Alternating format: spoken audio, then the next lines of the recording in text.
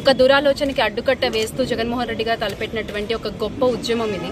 ఈ ఉద్యమంలో రాష్ట్ర ప్రజలందరూ కూడా పాలు పంచుకోవాలనేటువంటి ఒక మంచి ఆలోచన చేసి జగన్మోహన్ రెడ్డి గారు గ్రామ స్థాయి నుంచి కూడా పిలుపునివ్వడం జరిగింది. ప్రతి ఒక్కళ్ళు ఈ కోటి సంతకాల సేకరణ కార్యక్రమంలో పాల్గొనాలి అని. నిజంగా నాకు తెలిసి ఈ రోజున 1 కోటి కంటే ఎక్కువే అవుతాయేమో సంతకాలు. ఎందుకంటే అంతలాగా ప్రజలు ఈ ఆలోచనని వ్యతిరేకిస్తున్నారు, అంతలాగా ప్రజలు ఈ ఆలోచనకి ఎదురుగా పోరాడడానికి సిద్ధంగా ఉన్నారు ప్రతి నియోజకవర్గంలో, ప్రతి వార్డులో కూడా.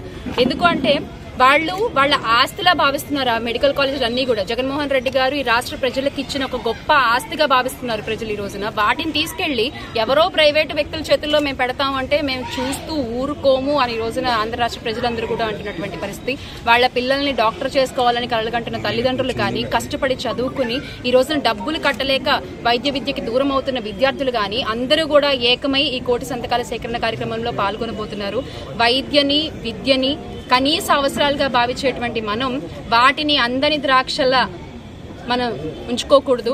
ఖచ్చితంగా జగన్మోహన్ రెడ్డి గారు చేసిన మంచి ఆలోచనకి వీళ్ళు అడ్డుకట్ట వేద్దామని చూస్తున్నారు. దాన్ని ఎట్టి పరిస్థితుల్లో జరగనివ్వము అని రోజున రాష్ట్ర ప్రజలందరూ కూడా అంటుకున్నటువంటి పరిస్థితి.